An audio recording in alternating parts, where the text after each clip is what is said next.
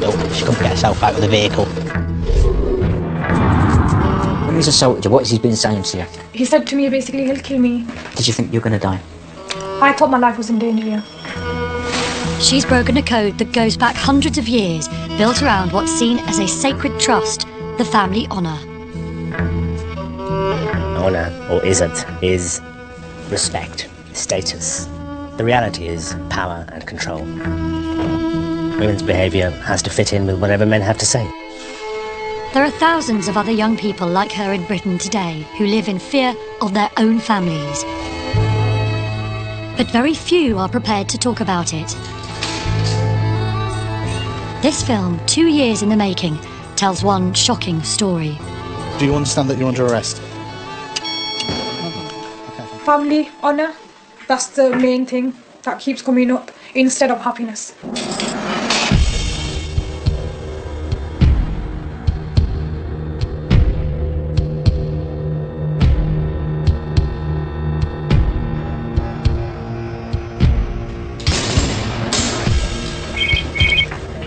This afternoon, I need to speak to a 16-year-old girl who's been told that family are going to pack her off to Pakistan to marry a 26-year-old relative. Lancashire Police have 2 units dedicated to tackling so-called honour crime, including forced marriages, false imprisonment and assaults. Bring charges, then we'll get the family back in early. This programme tells the inside story of the investigation of a crime that split a family apart. It's now just going through what we need for CPS. This team, based in Blackburn, have dealt with more than 60 cases in the last 12 months.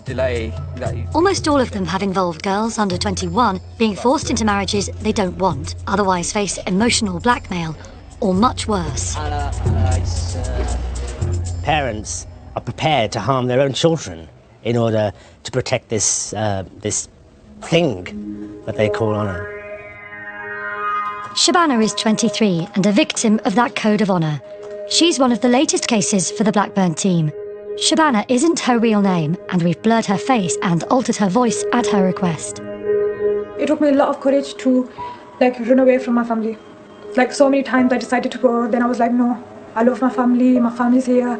You know, there's always that family barrier thing, stopping you from going away. And then, I don't know, it just came to a point where I thought, I've got no more choices or options, and I just had to do it. I just had to make a decision for myself. So I just went. Shabana ran away from her mother's home, where she lived, rather than going through with a forced marriage to a cousin. She went to another city and met and fell in love with a young Muslim man there. I didn't want my life to end up in a question mark, so I thought, yeah, let's get married. What can be more, beautiful than that, to have a marriage? It's the Islamic way as well, and it's legal. So we got married, and I was so happy. That was the happiest day of my life. Seriously. And I don't know, it's just 24/7, him. Same for him, he treats me like a princess.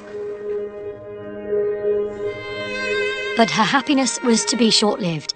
When Shabana's family found out about her secret marriage, some of them were very unhappy. Never liked him, that's the thing. They fake it on the face. They've never ever liked him. Shabana tried to reconcile matters with them, but while she was staying without her husband at her sister's house in January 2010, matters came to a head. And it didn't feel right to me, and I said, no, I want to go, I just have to go, but they wouldn't let me. While Shabana was at her sister's, her mother, brother and brother-in-law went to her new home. Her brother climbed through the kitchen window of the house, and Shabana's husband says he was threatened and her belongings, passport and marriage certificate taken away. They blackmailed him and said, you've got 2 weeks to prove yourself, otherwise you're not getting her back. Her husband, concerned about Shabana's welfare, alerts police. Later that same night, they track down her whereabouts and order the car she's in to rendezvous with them at a petrol station.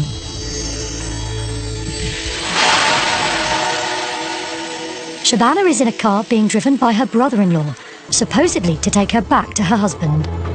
She was under the influence of something. At the time, we didn't know what that was. She couldn't talk properly, she was slurring her words, we could hardly get a name off her. Pretty much had to carry her back to our police vehicle. She was slurry and her eyes were all over the place, really. She didn't look well at all. Because of Shabana's condition, she is sent to a nearby hospital. She's treated, and samples of her blood and urine are taken. What she tells police that night starts a process that will end with 5 members of her family being arrested.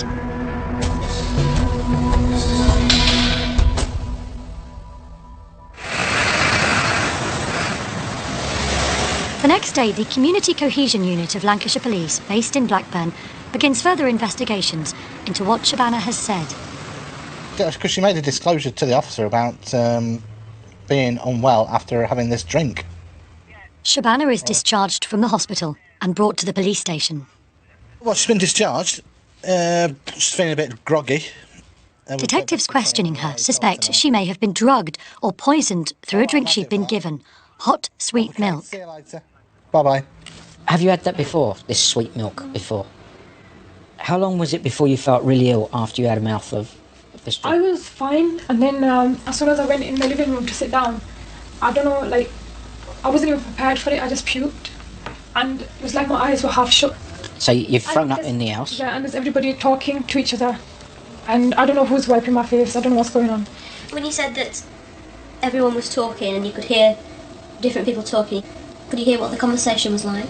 I don't know, I was just like knocking out type, like blacking out. Right. Next minute, someone's holding me to take me outside the house. My brother-in-law got in the van, he was the driver. We went to a petrol station, and then after that, all I can remember is a police guy knocking on the window and asking me if I'm alright.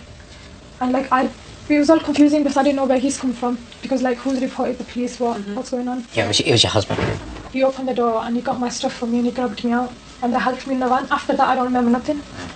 Right, I've got enough just to speak to Bobby, and then we can go back to from the beginning now. Okay. Sorry about that. That's all right. It's just something I had to get done It's fine. by 2 o'clock. Now he's got the extra information, DC Dave Souch is anxious to brief his boss straight away. We've got to get straight to the point about what's gone on before we start doing any in-depth work and bits and pieces. I'm going to get a statement from her if she's happy to provide one. So when did you make the decision to go? I decided quite a few times. PC Angela Harwood is getting some background about why Shabana left home. Relatives. I just couldn't take it anymore. I thought, do you know what, forget it, I don't want to be here. And I just felt so, like, helpless and hopeless. Following Shabana's account of what's happened, police believe they now have enough grounds to start making arrests. They plan to search the sister's house for any evidence, particularly relating to that hot, sweet milk. We're looking for a mug. That's all she knows. What colour? What colour was the mug you drunk out of? A white mug. Is it a nice standard mug, or is it... It was like a curved round mug. Curved round mug, Richard. White. Curved round mug. White. Round mug. In white. What was the drink? Milk. Hot milk. And whereabouts did you put the mug down? What Put it room? back on the sink. Put it back on a sink in kitchen. Colin's coming. Yeah. Right,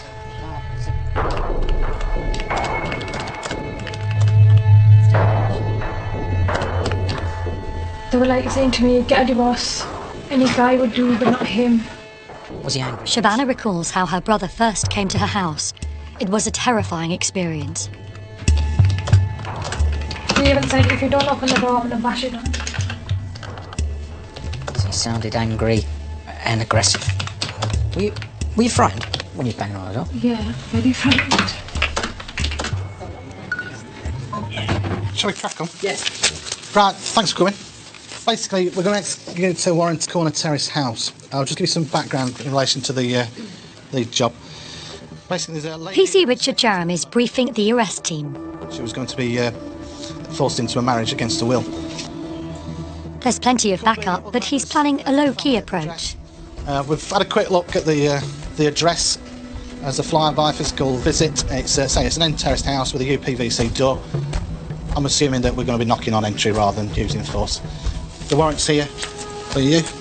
So what we're looking for is a curved round mug, white, maybe part of a set, any medicine or any signs of medicine having been crushed up, or any sort of what you consider to be a noxious substance that's at hand. The car in which she was in is a Toyota Estima, and it's outside the address. Oh yeah, that's good. I've literally just finished taking a statement with her. All she wants to do is go back to be reunited with husband. They are now moving him to a safe house. The Lancashire police team are on the way to make their arrests at Shabana's sister's house. Shabana is signing a statement that will be the basis of the evidence against her family. Whether we find anything, it's going to be difficult. It might just be that we end up seizing a lot of items, because to the naked eye we might not be able to see what we're looking for, but after sort of forensic examination we might actually find the vital bit of evidence. Hi, yeah, sorry to bother you. Richard Jarron from the police. Yeah. May we come in? We have a search warrant to search this address. Your sister's made certain allegations that we're following up. Okay. Hello, sir. Are you husband? Okay. I'm going to inform you that you're under arrest on suspicion of administering poison. The first arrest is Shabana's brother-in-law. He was driving the car she was found in. Anything you do say may be given ends. Do you understand that you're under arrest? Next to be arrested are Shabana's father and her sister. Sit behind this seat. Yes.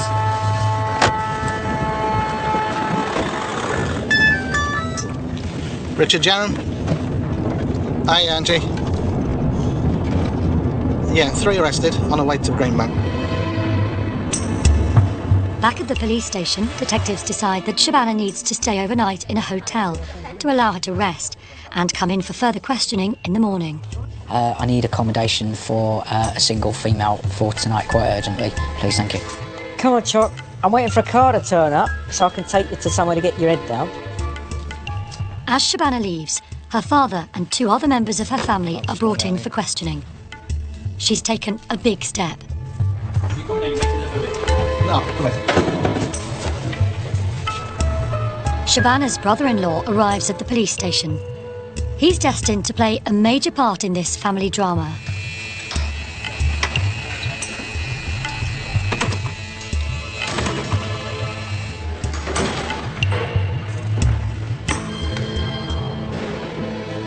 Richard Jarron reports back to his bosses on what the search of the sister's home has uncovered. The cups of the house, there's a number that match the description, but they've all been washed and they've all been put away. There's nothing that stands out as the obvious instrument. Obviously, we need to know how fast the forensics will turn around on the cig and on the blood to tell us whether there's anything. There's not urine as well. Yeah, I think it was a urine sample as well. So that's just been checked now. We've got them till about 3 o'clock tomorrow if necessary, haven't we? Was it about 3 o'clock? Half 3. All right, so we've plenty of time. The detectives discuss the plan of action for the next day. Shabana is required to give vital information before she rejoins her husband. There may be stuff we need to clarify tomorrow after the interviews. Yeah. So we may need another interview with her. We'll then take her back home. Yeah. And we'll get... The agreement is that if we take her back, we get a statement off husband. Right.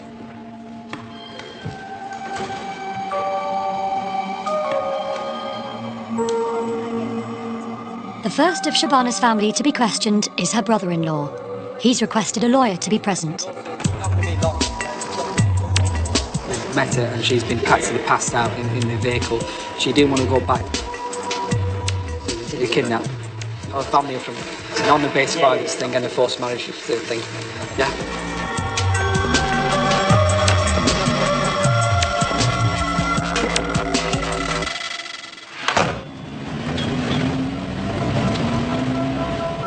Whilst her brother-in-law is questioned, Shabana heads for her hotel. Her revelations have left the police with many unanswered questions. We've got a girl who, for whatever reason, has become stupefied by a chemical of some description. We don't know what the reason for that was. Is it just to be able to control someone? Right up to, is it to do someone some serious harm? In which case, you go from one low spectrum of seriousness right up to potentially murder.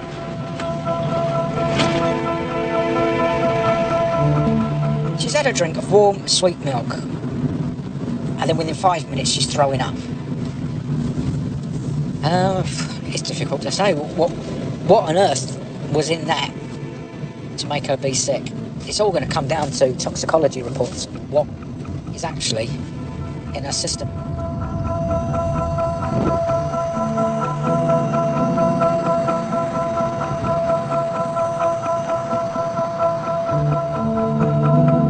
It's been a long day and night, but the detectives need to meet to compare notes.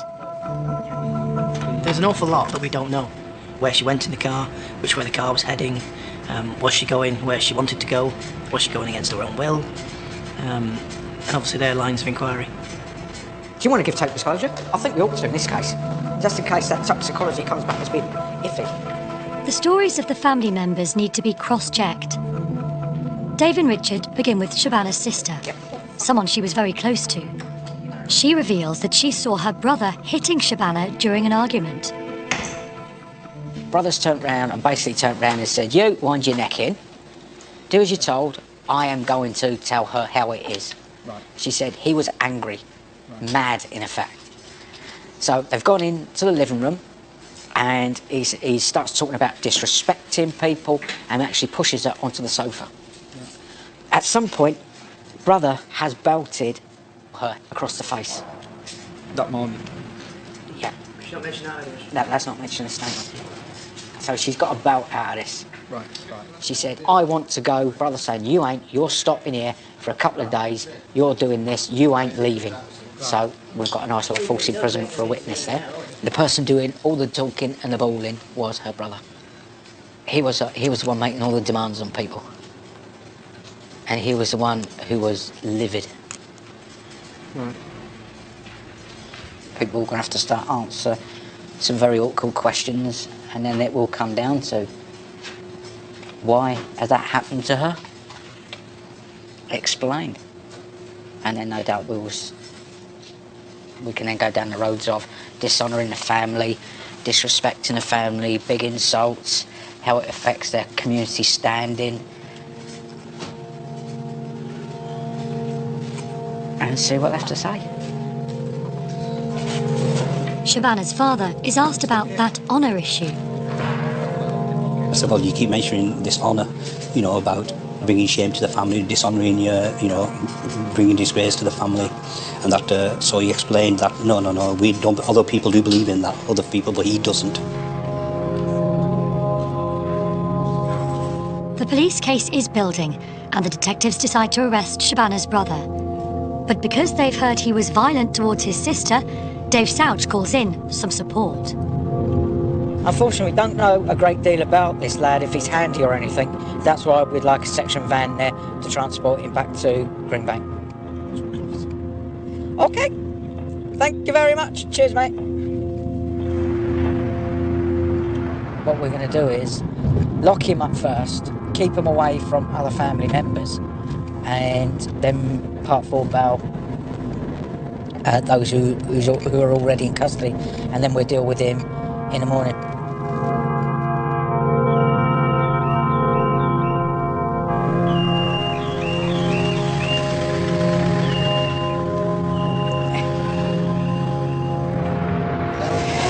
You're going to be arrested on suspicion of administering noxious fluid.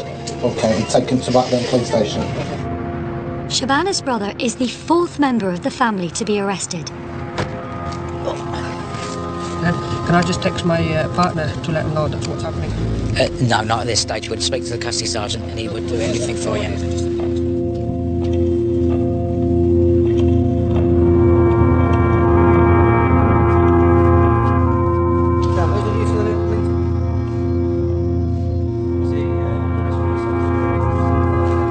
Shabana's brother has a powerful role within the family. I'm authorising your detention here at the moment to secure and preserve evidence, obtain evidence by question. Dad's never been around much in the family. And my big brother's always been there. Like, he's the one, he thinks he's the one that's responsible type of thing. Like, he's well known. When he walks around, people are going to say to him, "Oh, where's your sister gone?" Like, he's going to get the blame for it type of thing. It's like shame for him. Like, he won't be able to bear it. That's why he said to me. What we are finding is several families think that what makes them what they are is this issue of honour, that their children, their grandchildren have to maintain it, and if they don't maintain it, there are consequences. In this case, Shabana's brother is most concerned about that. As he's being taken into a holding cell, Shabana's brother-in-law is being questioned. Right, the time bomb on watch is 0000 on... He's requested a solicitor, and she reads a statement that he's prepared.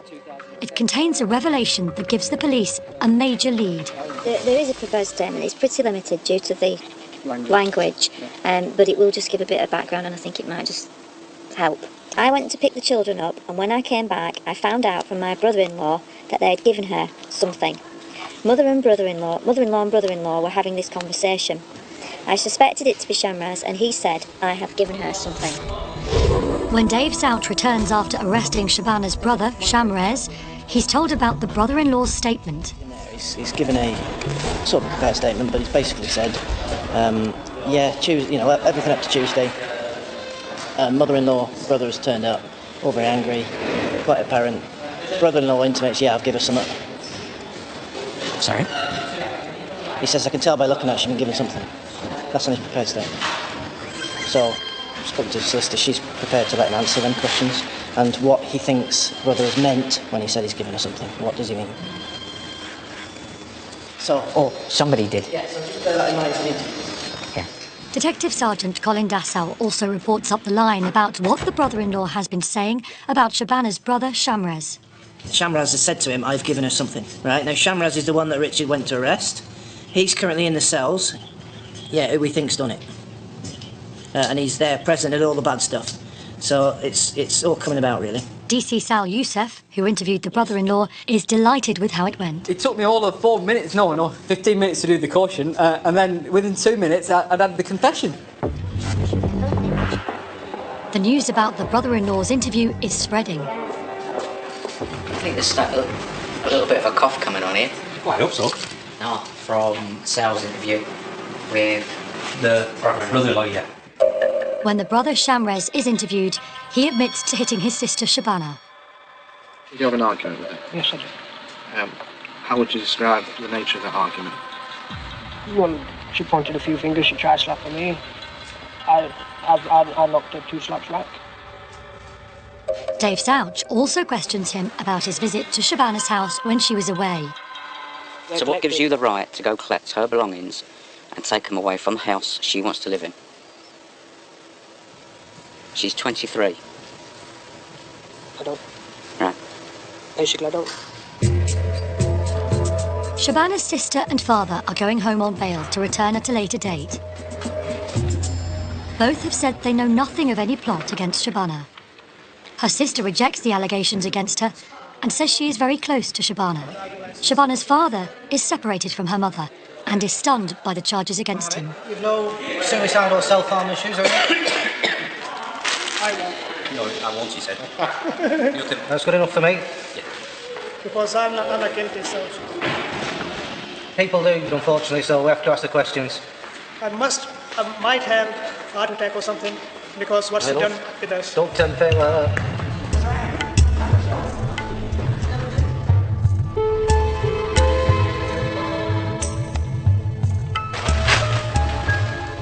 The next morning, the detective team meet to update everyone on what's been happening and chew the case over. OK, let's run through yesterday's job. Our concerns are that if she'd been drugged, what was the purpose of the journey in the car? Was it to take her back to be with family, or was there some more sinister motive? When they went round to the address, it was almost they were expecting cops to arrest them. It was also a matter of fact, you're under arrest. Yeah. Brother clearly knows what he should and shouldn't be saying at this stage. Like, oh, I don't need a solicitor. What can a solicitor actually tell me to say to you what I don't already know? Richard and Angela are going to examine the car Shabana was found in. They doubt the brother-in-law's claim he was driving her back to her husband. Why they acted the way they have when she's quite clearly ill? They should be taking her to a hospital, which any reasonable person would be in those circumstances. The course of action they're taking is bizarre. But it wouldn't be bizarre if their intention was to stupefy her, so she doesn't put up any resistance. Or to stupefy her to harm her in some way. At the pound where the car is being held, a police photographer has already arrived to start capturing pictures that may be useful for the investigation. Richard discovers something that may be of interest. It's a bowl, like a washing up bowl. It's got a couple of tissues in by the looks of it and what appears to be bile, which would confirm that our lady was sick, and perhaps she was sick, or they've got this ready for her if she was sick in the car. Now I'm going to take that sat-nav that's at the front. Can you just mind over, please? The vehicle's satellite navigation device is also taken away for analysis. It's going to be crucial evidence, really, because they may have programmed in certain addresses in different towns. In the end, however, the sat-nav doesn't reveal anything useful.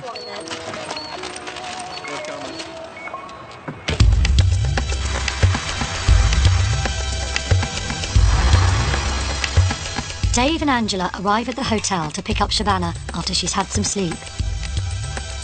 4 of her family have now been arrested. You look a lot healthier today. Yeah.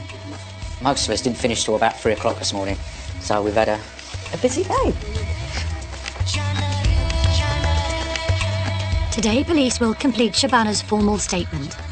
They've waited till now to help her recover from her ordeal. Right, yesterday, where do we go? During an interview, a couple of things have come out.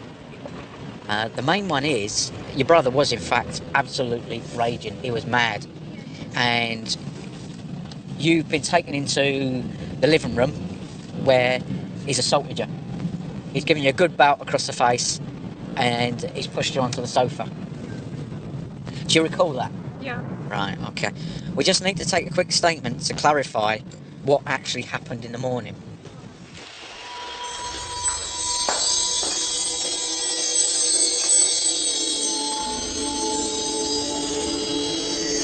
She's remembered loads of stuff. One line that she can remember hearing was her mum going, "Oh my God, you lot are stupid. She's vomiting. She's been sick.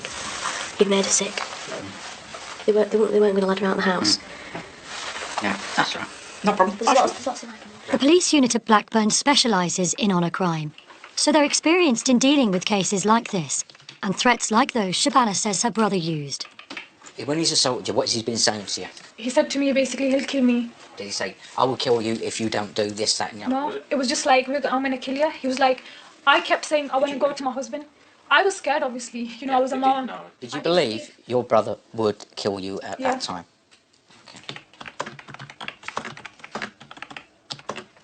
Then he said to me, you're not getting your phone back and you're not going back. Basically, they came to take me back with them How do you know that? because they bought my stuff. And they said to me, you're not going back there and you're coming back with us. And then that's when my mum said, sit down and we're all going to talk about this. And I said to my sister, like, all I could do like this, I said to my sister, please pass me your house phone and they ring the police. And that's when my brother said to me, I'll kill you before they, even arrive here. Okay, who was actually stood up blocking your way? Well, it was like my brother was in front of me, my mum was on the left, my brother-in-law was next to my brother. They were all around me. Was he angry at the time when he told you he'd kill you? Very, very angry. Like when I kept saying that I want to go to my husband and you can't touch me, because he was touching me, innit? And then he said, like, that's when he physically basically pushed me down again and he slapped me twice. I know. How did it hit your fist, hand? No, he slapped me twice. And I think that's because of that as well. It was like when he hit me, it was like everything echoed, even like numb type. My cheeks were stinging me. So I think that's because of that as well. Right. The only person that was shocked like me was my sister. We were proper shocked. Did you start crying? I was crying already. I was in tears. Because I panicked big time because I knew I was alone. Like they can do anything. Did you think you were going to die? I thought my life was in danger, yeah.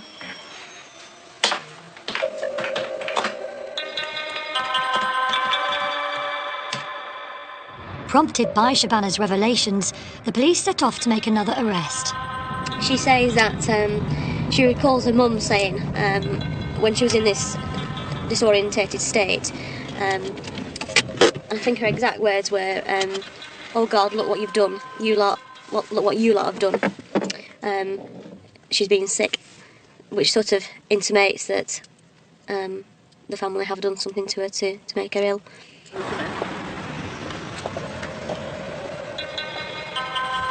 Hello, you're right. She's not going to be very long, your wife. We're ready to interview her now. Shabana's mother becomes the 5th and final member of the family to be taken in for questioning.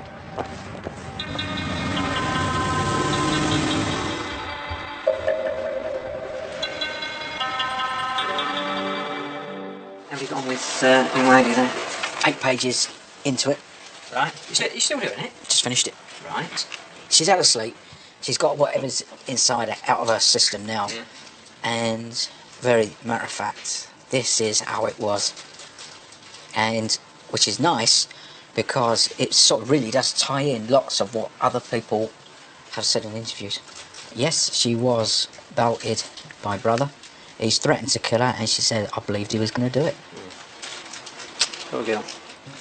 Manava Shah, a Muslim link worker at the police station, checks on how Shabana is bearing up under the strain. Eat something at least, yeah. Plenty of food to flush whatever it was. Yeah. Yeah, and I don't want to eat. You need to eat to keep your strength, to keep it going, to, I don't know, fight against what's coming to you, you know. And you need to keep yourself intact. And whatever you want to say, you know, whatever's in your heart and mind, just tell them and they'll sort you out. Where are you going now? I dressed up because I thought I'm going to go to my husband today, because I hope I do, because I really miss him now. I really do. And, so when he sees me, I don't want him to get worried. Yeah, keep you again, yeah. So that's why I dressed up a bit, so I'm putting a brave face kind of thing. Strong for him as well. The way things are happening, I think the community needs to learn that they need to talk to the children. You know, what you can do with honour in the first place, then dishonour won't come upon you if you sort yourselves out in the first place. You know, you need to speak to your children and meet them halfway.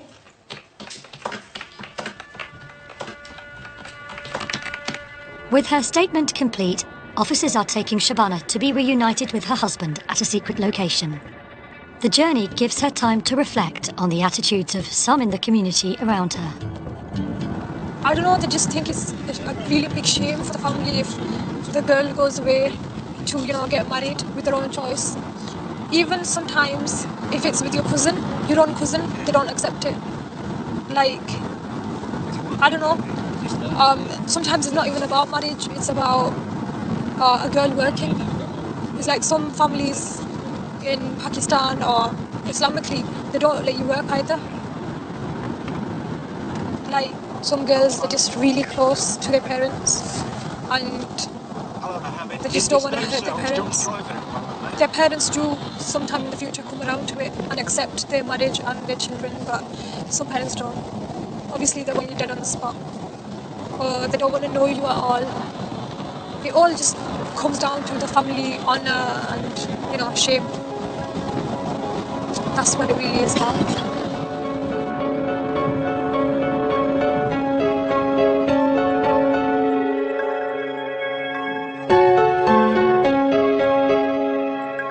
A week after arresting 5 members of Shabana's family on suspicion of poisoning, the police take their evidence to a lawyer from the Crown Prosecution Service. Lisa Worsley will decide what charges could be brought against members of the family. I'm just wondering, kidnap's the obvious charge for the carting her off, isn't it? I've looked briefly at administration of the noxious substance. Obviously, we need to establish first by forensics what that was.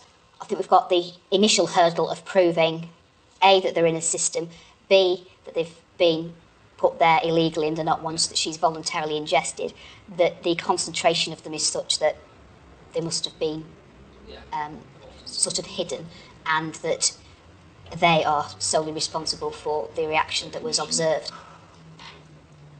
Harassment. False imprisonment is a starter, isn't it? And that was before the point at which she was administered whatever she was administered. So you would expect her perhaps to have a recollection of that. I'm reluctant to go back to her. We've already got 2 statements from her, have we? Yeah. I'm reluctant to go back to her too many times because I think it looks like we're coaching her, prompting her. No, it's all, to me, from reading this investigation, it's all about family honour from the family side. Even if they haven't caused her to be in that state. They know what her symptoms are, don't they? I can only surmise, because obviously we weren't there, but it's only when she's adamant she's going back, this drink's given to her and she becomes ill. It's almost like it's a last-ditch attempt to stop her from going back. I'll have a look at the content of conversations, because again, the harassment is probably a non-starter, but worth consideration. Yeah, no problem. Okay. Marvellous. Thanks for your time. So you'll be in touch.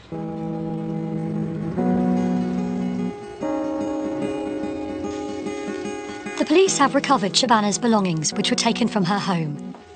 Now, nearly 2 weeks after the arrests, they're taking them back to her new safe house. But the detectives have heard that Shabana is not happy with the location that's been chosen for her hideaway. She is fully aware that she stands out amongst this community because she is the only Asian lady in that area, which is predominantly a white community. So she does stand out. And for all best in the world, people will find her. The police team is concerned about Shabana's welfare, but she is also the key witness, and without her cooperation, the whole case could collapse. The less people know anything about her, the better it is for her and for her safety. Yeah, as soon as we fail to look after her properly and she becomes at risk, then potentially she might refuse to cooperate with us, which will then pose problems we don't really need at this stage. So all the time she's safe, she's well, she's happy, the better it is for us as investigators. So the first thing on the agenda when Dave and Richard arrive at Shabana's temporary home is to check on how she's feeling. Just clarify, you're happy here? Yeah.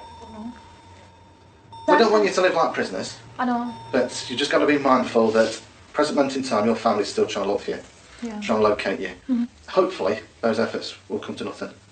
How are you actually getting on in this area? It's all right now. First, like I said to you, there's no Asian people. We found a few Indians, but about the halal meat, Suzanne, the police officer, she's asked a few people and she's found somebody for us. Area people, they're nice, kind. Okay. So yeah, it's all right. You think you'll fit in okay? Yeah. Yeah. Good. Reassured, Richard then alerts Shabana to the real possibility that members of her family may now face serious charges. Present moment in time, say we sent that blood and urine off that was taken off you while you were at hospital to be forensically examined for any potential like toxins or substances that made you ill. If we find something, then we've been to the Grand Prosecution Service already and asked them what's the possibility of a prosecution, and they're saying if we do find something, they will be entertaining a prosecution against one or more family members. All right, you're still on board with that, I take it? Yeah. Yeah. I get nightmares though. Sorry? I get nightmares. Seriously, I do. Like, you know, I don't know, like my mom's taking me somewhere, my brother's with me, I don't know. Just stupid things. I can't sleep most of the time, but it just goes through my head, I don't know why. Right. I think you're going to have to work through that. Yeah, I know. But, yeah, you're safe and well here. Yeah. Right. You are safe and well here. Okay. Well, love you and leave you. All right.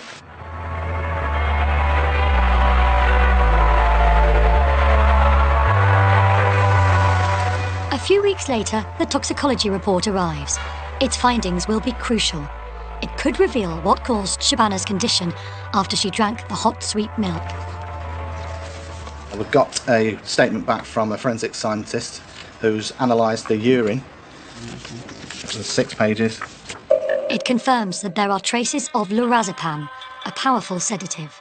This evidence is important because it supports what we believed from the very onset, that she was administered a substance to render her unfit to basically subdue her. For what purpose we still don't know, but that confirms our suspicions from the onset. Putting a sleeping tablet, a prescription medication into somebody's drink, it is a desperate act. The toxicology report states that this drug is a prescription drug. It's not something you can find, you know, or put into a drink sort of by accident. It's something that's been placed there. We don't know what was going to happen to her. If the officer hadn't have gone at that point, if they hadn't have been able to catch hold of the car, we don't know where the vehicle was heading, and that is what is, worrying for certainly the investigating officers, and why I feel that she had a very, very, very lucky escape. It's time for Richard to update the Crown Prosecution Service on latest developments. Brothers then sort of got involved, and The lawyers have to assess the strength of the case. the villain of the piece is the Shamrez Khan. The bottom line is, from the family's point of view, this is a question of honour, and it's been made clear. The disrespecting the family is an honour-type situation, isn't it? I don't think there's any dispute about that. No. It's about the family honour and her doing things that are not consistent with where they see the family going with whatever. So we're fairly clear on that. These are photographs of this. Richard briefs the lawyers on how Shabana's brother had climbed through the kitchen window of her house while she was away, and how Shabana's belongings were taken. At this point, Mum and brother start sort of collecting all her personal belongings. All her stuff, yeah. Everything that's there, that's belonging to her. And also, crucially, a passport and a marriage certificate. Oh, dear. Okay. Which means control. A lot of control, yeah. But we're not talking about a normal burglary here, are we? No. What we're talking about is this behaviour is just part of the same thing. Yeah, to control her. Yeah. So whether or not we go for burglary at the end of the day, if we're satisfied about the evidence is another matter, isn't it? It's probably really just all part of the same incident, which is basically what we're saying is that it looks like they're conspiring to kidnap her, aren't they? And imprison her. That's what basically we're saying, aren't we? Whichever way you look at this case, it seems to be a runner. It's something where we would be looking to build it. It's destined for the Crown Court. Okay. Thank you.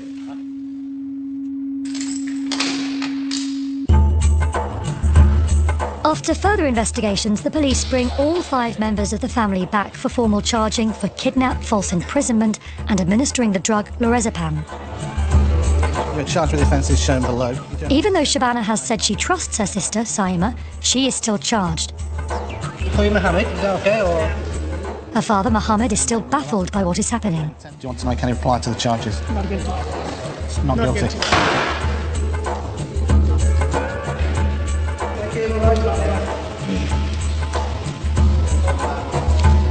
Her brother, Shamrez Khan, wants more detail of the charges. Shamrez, this actually a joint charge with the other family members that appears today. Okay. Do you want to make any reply to the charges? It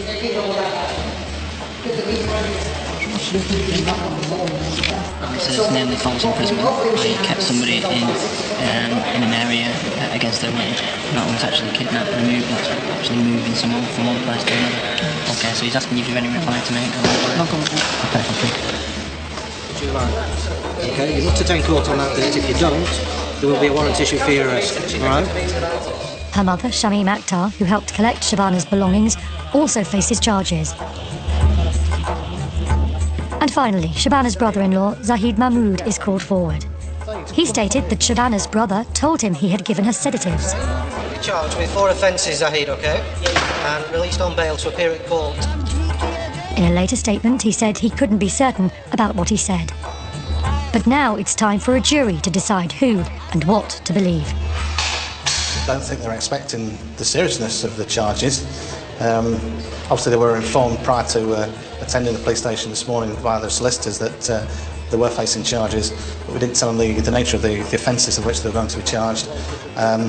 Yeah, I think it took the wind out of the sails, really. Anyone that is facing any one of them particular charges will be automatically going to Crown Court. They're indictable-only offences. Quite serious offences. Each of them carries a life sentence, potentially. Obviously, in this case, it would obviously be up to a judge to decide the relevant sentences should they be found guilty. And the next port to call is court. Right, I'll see you out. Okay.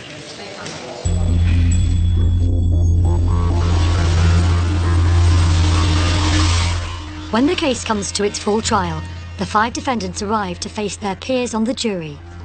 For the police, just getting legal proceedings started is an achievement in itself because of the pressures such accusations put on families.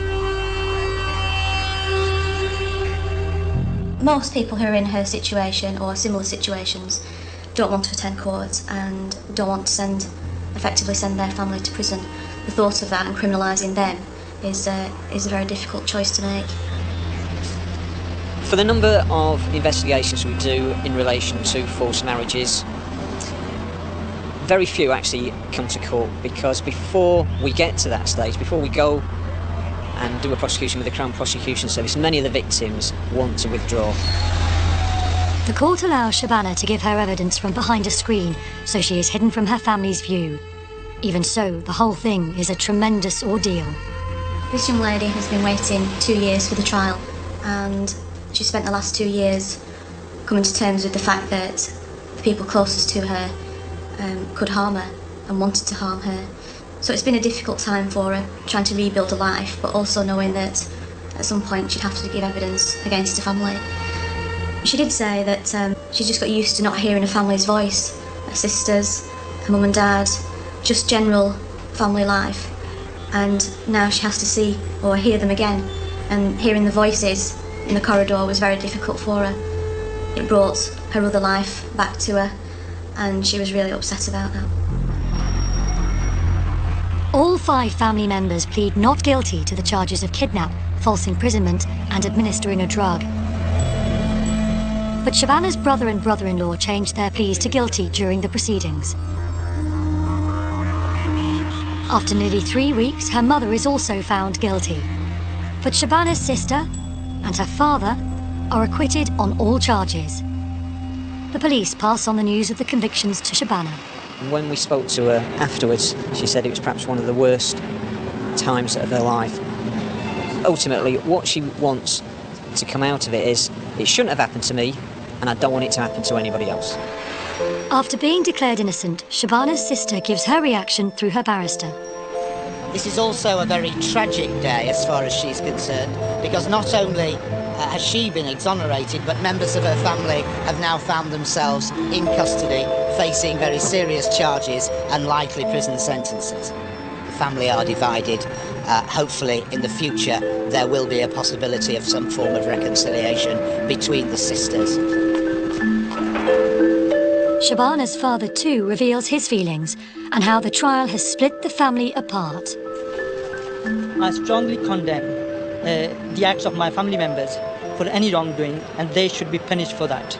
And also want to say that I'm against any sort of force used against your daughters to get them married against their will. Thank you very much. What do you think about your daughter? No comments.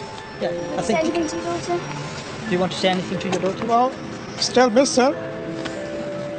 Can't express. How can I forget her? But she forgot me. I don't know why, how. I miss her, and I love her. For Shabana, the end of the trial is not an end to the hurt. But even before the trauma of the trial itself, she recognised it could be the beginning of a new life. A life perhaps without her family. I can't imagine my life without running away and back in that family, living the life like I was, because I wasn't going nowhere. And what's happened now